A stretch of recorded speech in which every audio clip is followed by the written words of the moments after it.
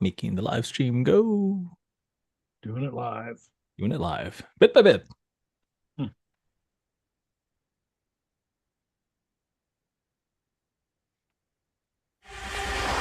Welcome to Earl and the Idiot, the show that gives you the answers you need to take your business to the next level. With Earl Flormata, one of Vancouver's most sought-after business and marketing consultants, author of Business Engine Optimization, consultant to over 60 successful businesses, an all-around evil marketing genius with a combined total of more than $70 million worth of sales to his credit. And some idiot. Okay, here we go. Here we go, indeed. In my room right now, and my onboard camera does not like low light conditions, so I just switched to my. Gotta turn your lights on and whatnot. Yeah, yeah. Well, yeah, could have just done that. I just switched to my other camera, which is good. Well, for some reason, Okay. it's making me look really shiny. Look at that. If I turn the light on, like, You go all shiny. Hey, it is what it is. yeah. All right. That's the other thing with this camera. It gives me this narrow window of You can only be right here, otherwise it screws up. I'm in this guy's way. Anyway, Welcome to so the show. giving everyone a peek behind the curtain here. How are you doing, Earl? We're here we are, Earl and the Idiot. You know what? I feel like I keep making this excuse. I didn't sleep again last night. Oh I got yeah. like 3 hours of sleep, and I'm like, my mouth is not connected to my brain. So Oh, this should make for a very entertaining show. I slept really well for like 4 or 5 days in a row. It's not like I'm some chronic insomniac or anything like that, but just all right. maybe it's just days when I'm nervous of the show. You know how much stage fright I get. Yeah, no kidding. Says the man who grabs a random harmonica and goes on stage and just rocks it out. Right. Doing that tonight. Doing that tonight. After like literally after this is over, I'm going straight out the door to do a show tonight. I'm playing some harp. That's awesome. Yeah. Well, welcome to the show, everybody. This is Yeah. Earl and Medius. So Earl's got to take over. I don't know what I'm doing. Yes, Earl and the Idiot. So we are here to tell you, we're here to extract nuggets of wisdom from Earl, who is, as you heard from the intro, is a real smart guy. And I'm here to ask stupid questions because it's the only way that we get the smart answers. Got to be willing to ask the dumb questions. And we asked ChatGPT on our show to give us an outline on the topic. We picked the topic based on you. You give me some options based on what you encountered this week with literally, I just go through my schedule and it's between the last show and this show. I just look at, hey, what conversations did I have? And I gave you like three or four of them, and then you pick one, and then we just run with it. yeah, So and I just pick whatever one I want to use to help my clients this week. So it all works out. everybody Everybody wins. wins, Yeah. especially you, the viewer. So yeah, absolutely. Okay, cool. Well, Have you been having a good week? Let's. good. Except for today, just like I almost didn't make it here in time. I guess I was on the train and something went down. There are police like everywhere, so I'm like, Oh, okay, well, oh, jeez. something's happening. Yeah. So yeah, but I made it with my this drink. Well, I guess you could call it a drink. It's a dessert. It's called halo halo. It translates in Tagalog to mix is what halo halo means. And so it's like a bunch of like crushed ice and like some fruits and like some red bean and some other stuff. It's a Filipino dessert thingy. And anyway, I was trying to bring this back home, and the police were there, so Yeah. they weren't there for me, thankfully, but they slowed me down, and so For my a stuff change. started melting, and I'm like, now it's kind of melty, but I'm sure it's still delicious. So, You had me at crushed ice and fruit, and then you lost me at red bean. oh, you're not a red bean fan? Why do people of your ilk put bean in sweet desserts? That's not where beans Have go. no idea. Maybe it's just because it's filling. I don't know. So, Beans are beans are for around the campfire. Mm. Beans are a savory. They're a savory thing. So I don't know what the obsession is personally. savory dessert. I don't know, but I like everything else. The red bean, I'm neutral on. I don't care for it, but I don't hate it. It's just there, right? So yeah, I don't want to be culturally insensitive, but it is wrong, and you guys should stop. I would not miss it if they put more of the other stuff. I would be happy. So that's fine. Beautiful. All right, so you ran into people having trouble with PR this week. Yeah, so people started using PR to push their business, and that's one of the topics I gave you. And you said you jumped on it like a fat kid on the Smartie. You're like, "Hey, let's do the PR one." I'm like, Yeah. "Okay, all right, we're doing the PR one. Here we are." Yeah, I got a client who could probably use some better PR. Hmm. Good at what he does, not so great at the PR. Bless his heart. Oh, fair enough. Well, you want to dive right into the Do you want to prompt? promote fuck up nights before we get into it? Yeah, for sure. For those of you watching, we are running Fuck Up Nights next week on at Granville Island. So that's going to be a whole load of fun.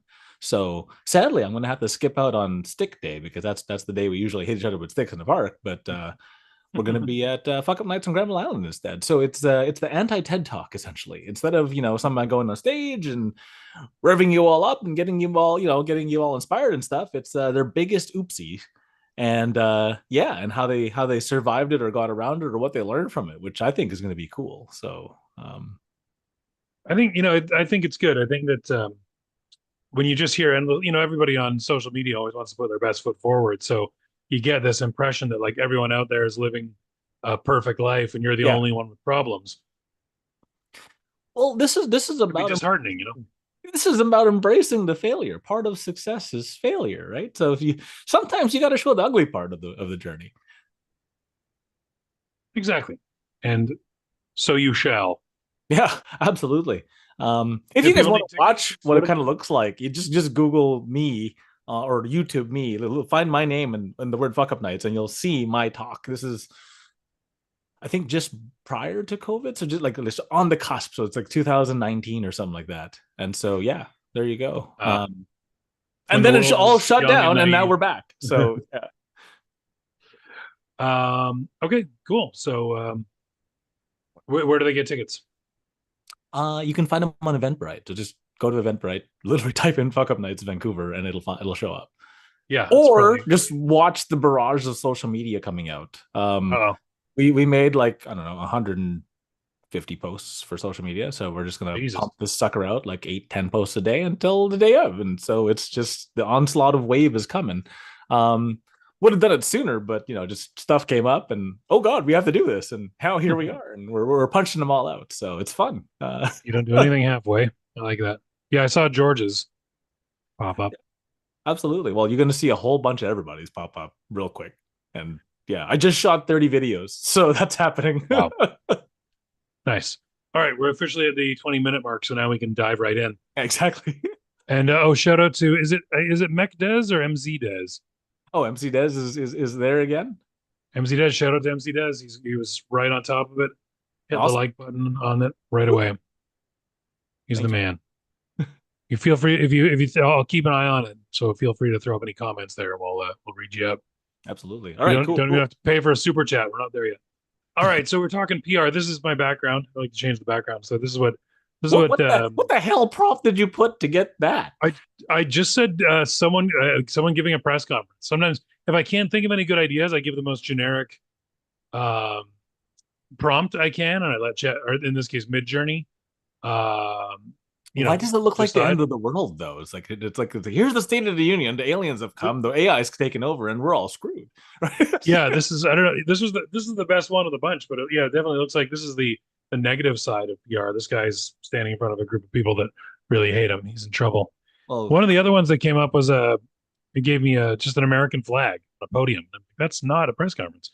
no. There's no person there. Well, you know what? That segues right into what we're talking about. Why don't you give the audience the prompt? And then what it did was it defined what PR was. So nice. I think that's going to be a good intro to this one. That's a good idea. Seeing as AI has no idea what the hell PR is, apparently. Right. Yeah, or at least Midjourney doesn't. So we asked ChatGPT. See, told you. ChatGPT this week. Acting as a marketing expert, please first define what PR is for small businesses and types of PR, then go into 3 things a small business can do to leverage PR, 2 things to avoid in the PR space, and 1 red hot tip to really get PR going for your company. Topic: public relations, brackets, PR for small business. What is PR defined for small business? PR is the strategic practice of managing your business's reputation and public image. It's about getting other people to say you're awesome, whether that's media outlets, influencers, or happy customers. Unlike paid ads, PR focuses on earned attention. I like that word, earned attention. Think news articles, interviews, features, and word of mouth. Any thoughts on that before we go on? Yeah, it's pretty good. I mean, that's pretty much what it is. PR is other people saying you're awesome. Long story short. Yeah. And I like the idea that it's earned attention. It's not just like because there's got to be something backing it up. There's to be some reason people are saying good things about it. Mm-hmm. I like my mechanic, Decker's Automotive in Burnaby. Fantastic. Did a great job. Very reasonable There you price. go. There's a bit of PR right there. Yeah, advised me against getting repairs done because he said the car wasn't worth it. So he talked himself out of the business because it was better for me. So there, boom. Now he's getting PR. Well, you know that dude, Tony from LC Signs, right? The one, the super viral guy. Yeah, the super viral guy. So we love him so much that we ended up buying the Fuck Up Night sign from Tony at LC Signs, and it's here, and it's humongous. It's like as big as my torso, and I'm like, holy crap, that's a big friggin' sign. And so yeah, and it's good quality. Like I can't complain. This is nice. So there you go. PR for Tony from LC Signs. Respect. And it's like, okay, so what did PR tell? What did Tony? What is it? Tony? Tony, yeah. Tony. What did he do that earned the PR? He made you laugh. Oh, absolutely. And hilariously enough, we stole his style for all the Fuck Up Nights videos. Oh yeah. So I literally have someone screwing up, doing something, like just botching something completely. Skateboard falling over, jumping and falling on their face, whatever it is. And then I cut right like Tony does. And then we cut to, hey, buy a ticket. And so, yeah, there you go. We bought the sign and we, respectfully copied his style. I like the one you got to grab that video where the kid is like, the kid or young man, there's a wasp nest outside his window, and he like pokes it with a stick and knocks it down, and then immediately shuts his window, and then the window falls out of the frame. That's like one of those ultimate sort of like record scratch. Oops. Yep. And at this moment, all right. So what's that? And at this moment, he knew he screwed up. He knew he fucked up. Yeah. Okay, so types of PR for small business. 1, media relations, building relationships with journalists and pitching your story for free press coverage. I did this one for a client, my client with the aged coffee. Nice. Oh, I remember that. I got him in the news. Because he took 30 years to age his coffee to perfection, allegedly. Community relations, getting involved locally to build goodwill and word of mouth. So that's like, volunteering or, paying to have your people clean up after an event or something like that. Nice. Influencer / partner PR, working with industry voices or brands for joint promotion or shout outs. I gave a shout out to Decker's Automotive. There you go. Doing number 3. Good for them. Crisis management. Oh, knowing how to not make it worse when you screw up publicly. That's a whole other aspect of it. That's a fuck up night thing right there. Right there. Okay, I'm sure we'll get into that. And 5, thought leadership, contributing articles or being interviewed as an expert in your field. Earl's out here being an expert in his field every week. 5 pretty good. So the media relations portion, just sign up for HARO, HARO, help a reporter out. And when you do that, reporters will come to you. I've been featured on, I don't know, 20, 30 articles, not even trying. And you're just helping them, right? Because if you're a subject matter expert in something, you can give them a source and then they'll quote you and then they'll, link back to your stuff, probably put your bio up. So here's your little picture. Here's your bio. You're an expert in whatever. Hey, this is what so-and-so said. That's a fantastic way to do it. And then for community relations, just be cool, right? Like, maybe be the place where the kids go get work experience. That's awesome. Just doing that, what's going to happen? All their friends are going to show up. The parents are going to show up. Everyone's going to show up to support the kid at your place of business. Like for example, as a restaurant, right? My kids worked at one of the restaurants across the street and everybody knew that they were there. So everyone came and supported them. So, that's a really cool way to do it. Influencer / partner PR. Go after the small ones. That's what no one talks about. Go after the small ones. Everyone. And so depending on which field you're in, this is called KOLs. So key opinion leaders. is another name for these things now. That's mostly in the crypto space, but in that sort of thing, you actually get a better ROI when you go with the small guys, because they typically have real people, not bots following them. Because those people would like, oh yeah, I've got 10 bajillion followers. How many of them are real? Sometimes it's not, right? And so I have some tools that can let you know that they're shenanigans or not. But Nice. the regular Joe doesn't have that kind of stuff, because this is what they do all day. Crisis management, yes, you're making it worse. Don't make it worse, right? That's probably a bad idea. And then thought leadership, contributing articles and interviews. Well, one, we're doing it right now. Two, you should be doing this with your business. Like I've told multiple people that they should be interviewed at their business, because they're such an expert at it. They got this gold hiding between their ears that all we need to do is mine it and extract it through asking questions, right? Because a lot of people really suck at just going, okay, well, this is what we have to learn today. They just start rambling. But unless you start asking specific questions, myself included, right, they're not going to answer what you want. So if you ask the questions you want, oh, look, you get the answers you want, magic sauce, right? And there you go. So there's your thought leadership. But yeah, so AI is right for all of these things, especially number 4, right? Don't make it worse. Yeah, remember when they let AI decide to do all the calendar posts for places, and then it's like, oh yeah, happy this day. I'm like, that's not a thing to celebrate. It's not a good holiday. No, not so much. So yeah. All right, so I think we're a little behind time here. What time did we start? We started late. Okay. 10 minutes late. Yeah, it's fine. We're good. We'll just push through. A lot of these are pretty simple. I was reading them while you were talking, so it's like, all right, this is the first time I've read them, so it's all right. All right, so here are 3 things a small business can do to leverage PR. Number 1, create a PR hook story. Find the unique angle or human interest part of your business. Founder story, customer success, social impact. Package it into a concise, media-friendly narrative. Think, why would a journalist care? So absolutely, yes. So I was working with this roofing company in the States and in the US. And one of the things that happened was they had this client had ordered a roof. Well, they hadn't paid for the entire thing yet, and the husband was was deployed out there. He was military. Oh, died. And what happened was they're like, well, we already scheduled the crew. We already have all the materials. What we're going to do is we're going to do the widow a solid. We're just going to do her roof for free. And man, what a media frenzy, right? Because, one, what a solid thing to do. They already have all this stuff. It's not that they can resell it to somebody else, because it's just going to sit there in their warehouse, because, they measured someone else's roof, right? Like you can't just go, yeah, it's kind of close, right? Yeah. It doesn't work. So because, and you were in the roofing business before, like, yep. I mean, you measure this crap. So, it's this specific roof, might as well put it on. And so what happened was, they were going up for an award or something like that, for something else completely different. And what happened was this just went viral. This went crazy. The news picked it up and went, wait, you're doing this for somebody, like a patriot, a true patriot who died for the country, and you're doing this for the widow.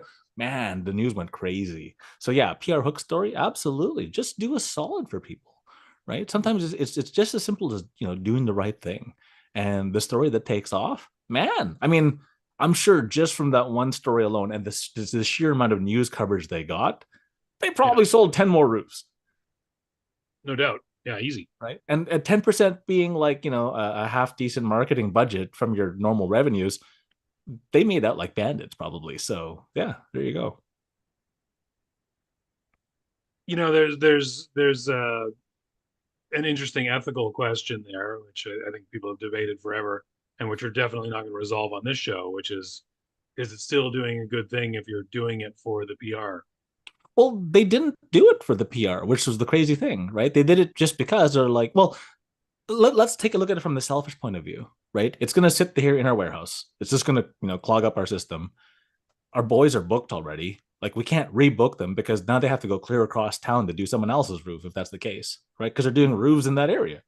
So it was an acceptable, quote unquote, business loss, if I'm looking at this from like a selfish standpoint, to do it. And because they got the coverage, and it's not like they went seeking the coverage, they just got it because, I don't want it was out of sheer laziness, right? Like, I don't want to reschedule everybody. I don't want to reschedule the truck. I don't want to reschedule the ladder. I don't want to reschedule the crew, blah, blah, blah. Yeah. And so, yeah. So, but from the moral dilemma, is it still cool if that happens? Well, if you help somebody and you genuinely help them, right? It's not just take a picture, here's a giant bag of money, then take the bag of money back because you're a dick, right? Don't do that. Yeah. Like actually give the money. So in this case, they actually gave the roof. That's being cool. That's deserving of the story at that point, right? But Yeah. if you're gonna do it for the photo op and then bail, dude, that's horrible. That's bad PR. I'll flash back on you. Personally, I'm pragmatic about it. If you only did it to look good, well, you still did a good thing. As long as you actually do the good thing and it's not a bunch of BS, I don't care. Do the good thing, no backsies. No takesies backsies. Yeah, pretty much. All right. Number 2, build a local media contact list. Research and build a list of local news reporters, editors, podcast hosts, hello, and bloggers, also hello. Send personalized pitches, not mass blasts. Mm-hmm. Mass blasts. Offer value, exclusive expert quotes, or behind the scenes content. Okay, I'm not going to name names because I'm not going to throw him under the bus. But there's this one guy who is just an absolute hot mess. And it's like a 3-ring circus on fire. And it's his events are just absolute just chaos.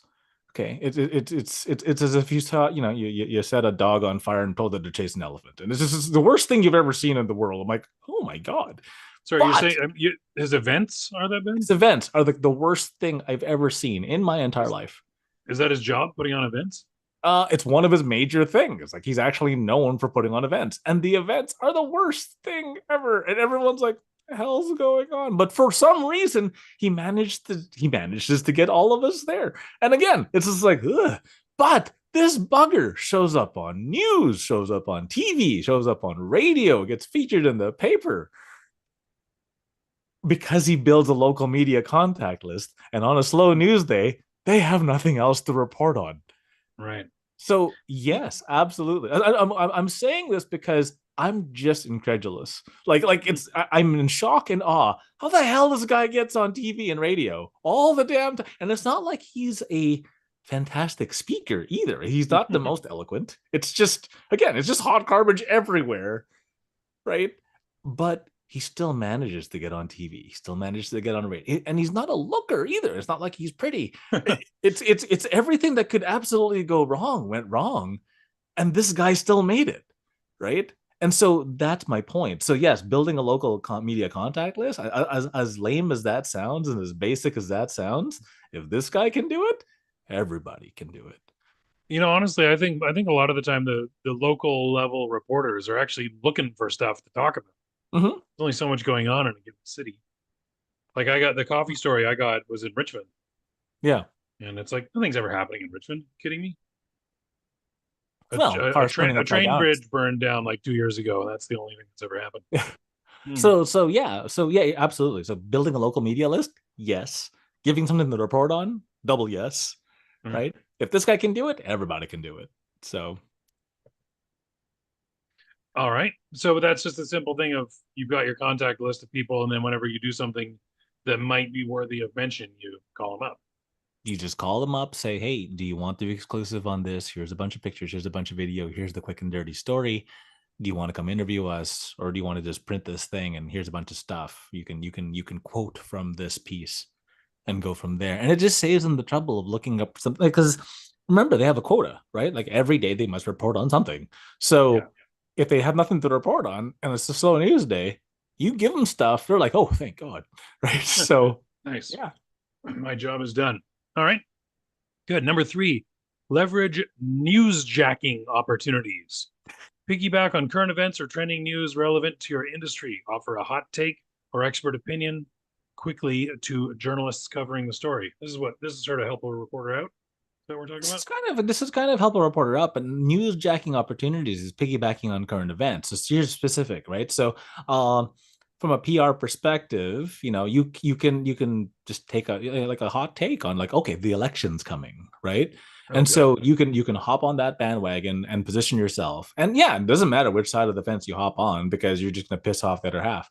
But you've also just brought yourself closer to the half that the side that you're on anyways. So you're going to bring a bunch of clients in, da da da da. That's cool, right? People go, oh no, don't do that. That's bad. People aren't going to come. They're not going to come anyway, right? So if you can, jump on a specific newsjacking piggyback type thing, then jump on the trend line and make it happen, because it's going to expose you for traffic you didn't have before, right? So, and news, good or bad, doesn't matter, right? So yeah, that newsjacking technique makes absolute sense. I'll give you like a terrible example of this. So yes, please do.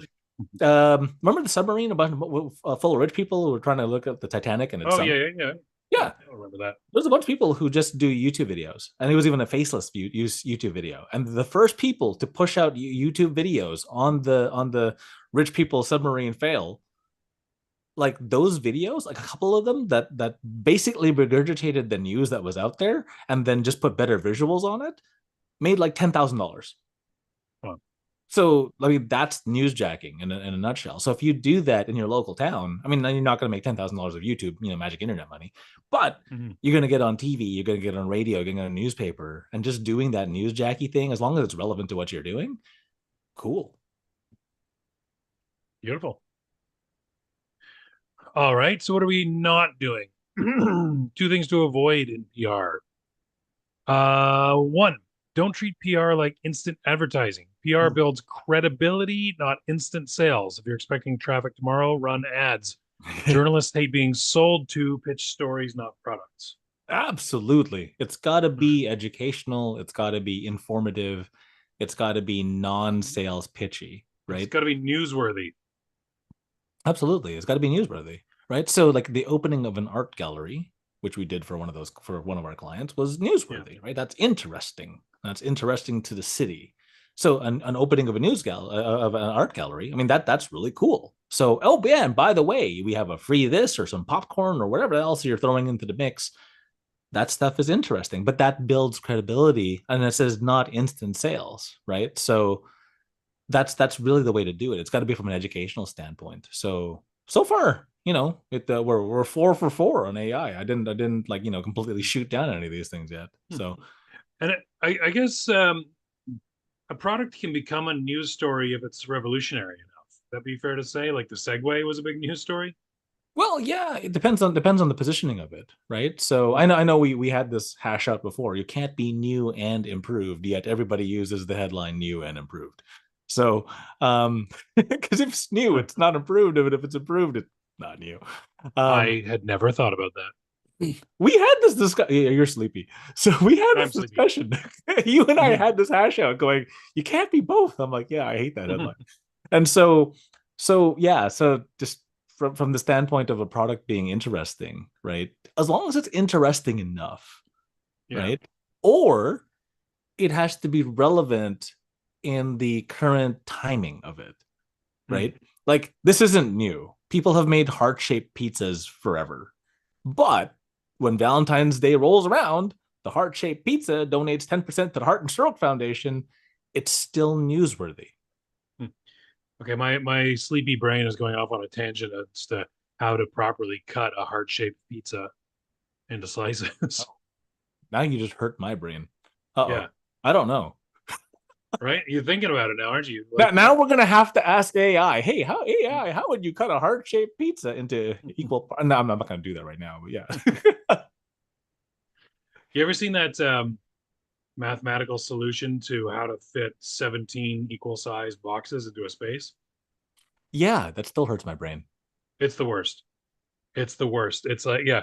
No, the one that just boggles my mind, and even though I know how it works on like an off day when I think about it, when I'm not really super like on, is that weird thing where they cut a chocolate bar and there's like this weird extra piece of chocolate, but it comes back. Oh yeah, I don't like, doesn't compute. And I know, I mean, when I'm on, it's fine. I go, yeah, the extra chocolate's here, or the missing part is there, or blah blah blah. But when I'm not thinking straight, that chocolate thing just makes my brain go. So. Yeah. Okay, hang on. I'm gonna show this to everybody. I can't say it and not actually show it. But give me a second. What are you pulling up? The 17 the 17 box thing? Yeah. Yeah. So for those of you watching, you can see the 17 box thing. For those of you listening, I apologize in advance. Yeah. So it's so upsetting. It's like if you have 17 equal size boxes, what is the most efficient way to fit them into a space? Hmm. And I'm so upset that the answer is this. Yeah. This is mathematically as tightly as you can possibly pack 17 boxes. Look at this. Look at it. Yeah. It's the worst thing that exists in the world. If you have OCD, this is OCD trauma right here. Yeah. So Anyway, that's what I imagine cutting a heart-shaped pizza would be like. All right, let's move my, on. my wife has OCD, but it's so bad it's CDO because that's alphabetical order. So we used to oh my god, we used to piss her off because we used to have striped dishes. And dishes were in the dishwasher. And whenever she pissed off either me or my sister, we would just rotate the dishes so the stripes would go different ways, and it would just drive her completely bonkers. I'm like, honey, the dish is still clean. And you know what she did? We now are the happy owners of a shit ton of non-striped dishes. So we can't do that no more. So Radial symmetry on the dishes. I get it. I used to when I was working in the coffee shop, I used to insist that all the bills went in the till the same way. right. Right. And then we had this we had this really good day. I stopped paying attention to it because we were so busy, and we made tons of money. And I was like, okay, my baseball guys like don't shave, or the hockey guys don't shave during the playoffs. Yeah. I was like, okay, we made lots of money when we put the bills in any which way, so I'm no longer worried about it. It's lucky to not do that. So okay, well there you go. That's my little lucky bill stack. Lucky bill stack. Yeah. Okay, so what is the red hot tip from ChatGPT? You forgot what? There's one more. Avoid. No. Oh, you're right. Sorry, I thought we went through that. I blame Sleepy. Number 2 thing to avoid in PR is avoid generic, boring pitches. Check out our amazing new product story. Skip the fluff and focus on real value, conflict, change, or impact. Yeah. It's interesting, conflict. Well, if there's no story to it, it's not newsworthy. Period. End of discussion. Yeah. Right? Because you remember, like if you're trying to do PR and you're trying to get in the news and they have to report on it, there has to be something to report on. Yeah. Right? Realtor sells house. Congratulations. Yeah. Burger Shack sells bigger box of fries. It's as dry as watching paint dry. So yeah, it has to be exciting. There has to be some newsworthiness to it. Absolutely. I have seen some pretty boring ass pitches of like, oh yeah, we want to be on the show and we want to pitch this. And I look at this thing and I'm like, that's what you want to sell? It's a giant ass fucking sticker, right? And it's just like, yeah, but it's revolutionary. What makes it revolutionary? It sticks better. Okay, so either it sticks or it doesn't, right? So that's not sexy news. It's a phone stand. You can stand your phone up. Oh my gosh. Or it's a website with these 2 scrolly things. Anyway. So yeah, going to revolutionize the internet. I digress. Yes. Skip the fluff. Yeah. So now it says skip the fluff and focus on real value, conflict, change, or impact. So how are we using conflict for PR? Well, conflict adds a story to it, right? So the conflict would be, for example, let's go back to the widow with the roof, right? Well, do we just cancel her order and then not send the guys? Or and what do we do with this stuff in the warehouse? Like, so the conflict is, well, they can't pay. Do we still do the service?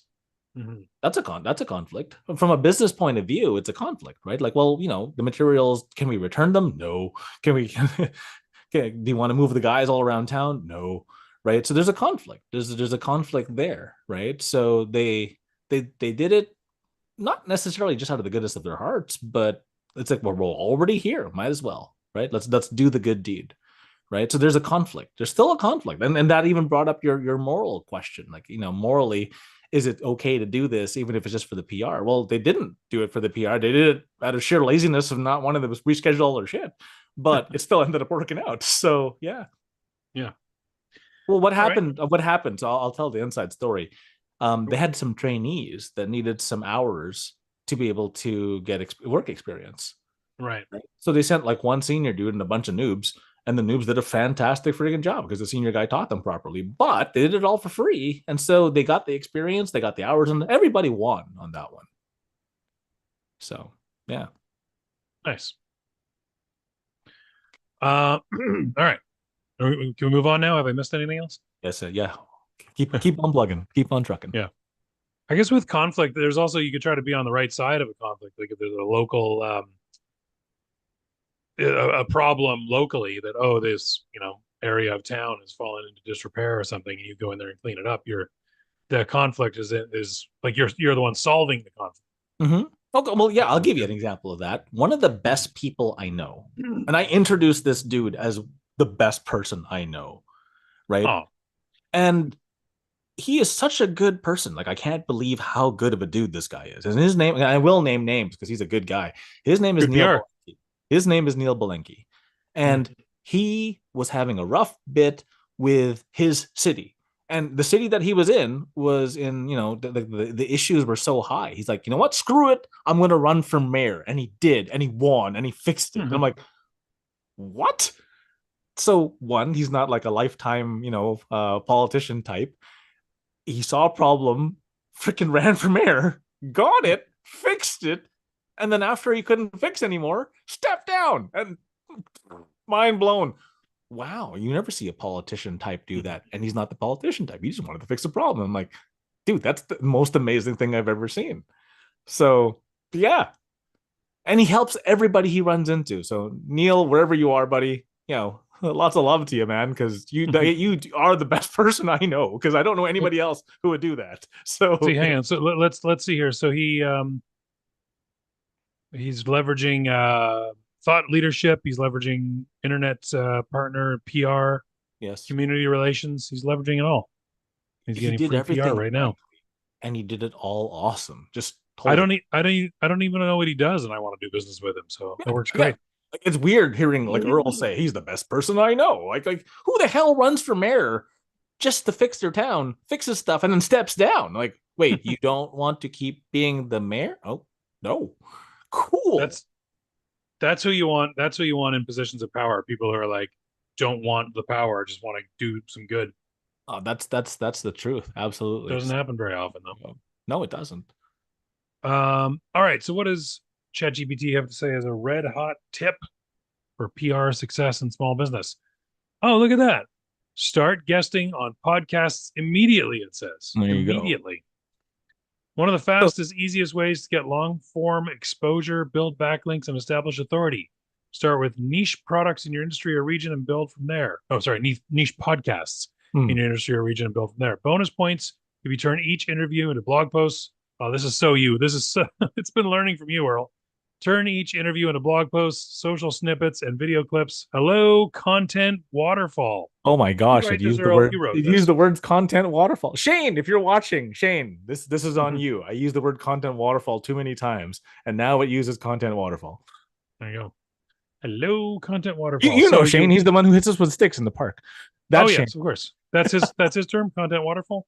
Content waterfall is what he called the thing that we do, and it's like, okay, nice. Cool, nice. Okay, so you obviously agree with this one then. Yeah, absolutely. Yes. So to start guesting on podcasts immediately, you need to set yourself up a media kit. Get a couple of headshots, talk about, in the media kit, who the hell you are, what do you do, put your website, put your phone number, put your email address, put your social media, blah, blah, blah, blah, blah. Because they're going to ask you for all this crap anyway. So if you want to be on the podcast and you show that you're prepared, right? All of a sudden, you're looking like the new shiny guest that should be on the podcast, as opposed to the whack job, right? So again, right. Okay, so I if you're good, I will name you. If you're bad, I will not name and shame you, because I don't want to necessarily throw you under the bus. But there's this guy who is just kind of crazy, and he leveraged my name, saying, "Oh, we're buddies," and they checked him out. They're like, "Oh, I don't know about this one," and then they called me, and I'm like, "No, do not put him on the thing with everybody, because he's crazy on top of crazy." And it's just, yeah, so yeah, don't do that. So but yeah, so if you want to be on podcasts, let's go back to the good stuff. Set yourself out a simple media kit. It only has to be like 1 or 2 pages long, right? Like, who are you? Where do we find you? How do we find out about you? And do you have any samples of you talking, so we know that you're not crazy, right?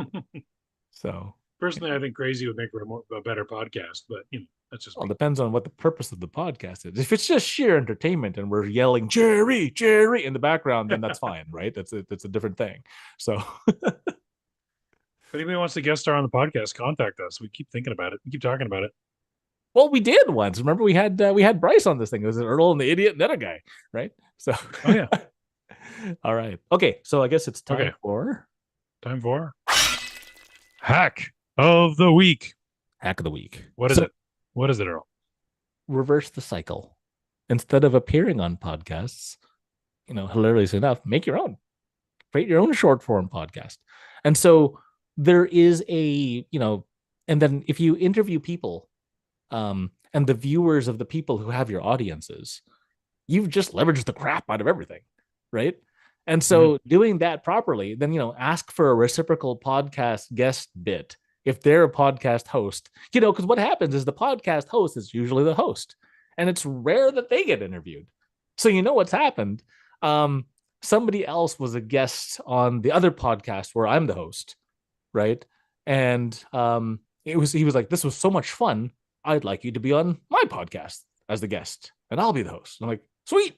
And so that reciprocal piece, you get the best of both worlds. One, you get the host stuff because then it's your show, and then two, you get to be on other people's shows, and then you win, and you get a whole bunch of stuff, and your dance card gets full very quickly, right? You scratch my back, I scratch yours, and that whole reciprocity thing works like a hot damn. So there you go.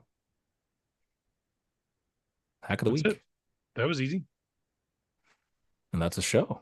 So thank you all for watching. I feel like we had this sort of head of steam going, and then the show just went. It is time. We're 5 minutes. We're 5 minutes to the top of the hour, and so yeah. And the funny thing is, we usually stop right around now, even though we started a little bit. So I apologize for the shorter-ish show, but we had some technical difficulties and timing issues and all that kind of stuff. It's more dense with goodness this way. We should always make the show shorter. It felt like a good pace. I think it was short and sweet this time around. So we talked about some good stuff. And for those of you looking for PR ideas for your business, I actually had a giant conversation with ChatGPT on this. And it's like, okay, well, we need to use PR to do this and that and everything else. How do we do all this crap? And then it answered the question, and it literally gave me like 50 different ways to post for this stuff. And that's how we're promoting Fuck Up Nights. So yeah, I literally said, "Hey, ChatGPT, I need some ideas. Let's dive in on this stuff." And nice. I guided it a little bit, but here we go. Here's the PR push for Fuck Up Nights, and it's going to go real well. So this was a lot of fun. Nice. No comments from McDez, but all right. I just thought I'd check before we're done. So I guess that is a wrap. Thank you so much, Earl. Thank you for all the nuggets of wisdom. Thank you, ChatGPT, for doing all the heavy lifting. Thank you, everyone, especially McDez, watching at home. Yeah, and thank you, Dan, for being my co-host, even though you're sleep deprived. So I appreciate you. I made it work. I think I covered it up pretty well. Sounds good. I'll play us out. Here we go. Play us out. Thanks, everybody. Thanks for listening to Earl and the Idiot. We hope you learned something you can take action on this week. For more information or to contact the show, visit earlandtheidiot.com. And until next time, remember what Shakespeare said. The fool doth think he is wise, but the wise man knows himself to be a fool. Bye-bye.